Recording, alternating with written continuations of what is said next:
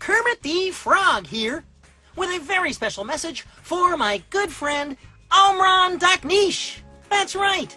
Hey, buddy, how are you doing? I love sending special messages like this to people all over the world, but especially to great little boys like you, Omran, all the way over in Aleppo. I'm thinking about you today and every day. You are a special little boy. And of course, I'd love to give a big shout out to your sisters Roa and Taki and your brother Abdullah. Omran, always be safe in Aleppo with your family. We love you. The whole world loves you. Yay!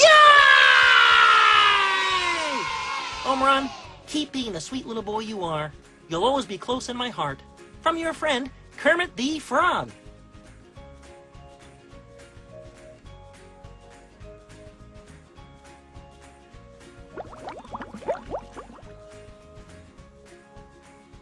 I love you, Omran.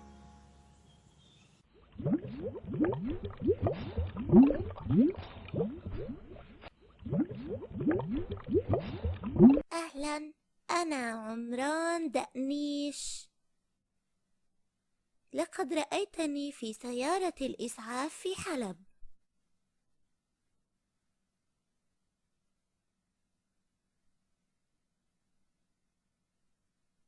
عندما أطاحت الطيارات الجوية بمنزل عائلتي.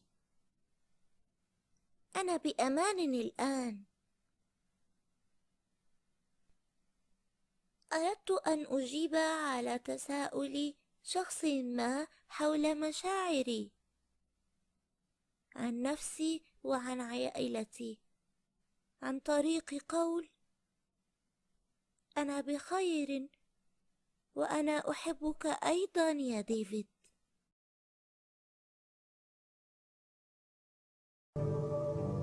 I'd like to talk with you about a special little boy who lives in Aleppo, Syria.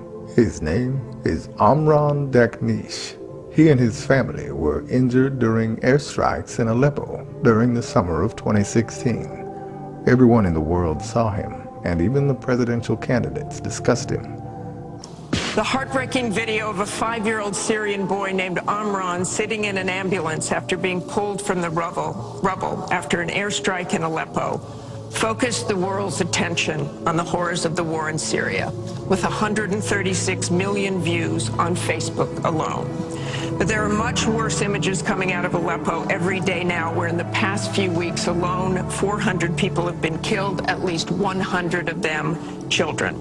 Just days ago, the State Department called for a war crimes investigation of the Syrian regime of Bashar al-Assad and its ally, Russia, for their bombardment of Aleppo. That picture of that little 4-year-old boy in Aleppo with the blood coming down his face while he sat in an ambulance is haunting. I am asking you to remember him and his family. They should never have had to endure this. No one should. He is safe today with his family, but millions of other children are still suffering in the world today. Remember Omran. Remember his people. Remember Aleppo.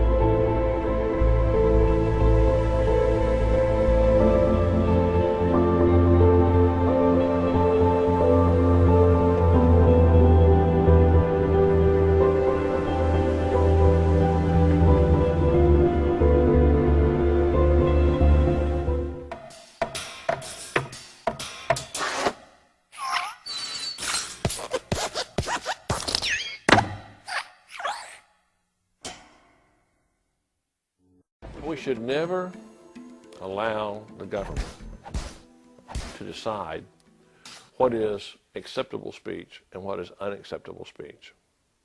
We should penalize behaviors, not opinions, and not speech.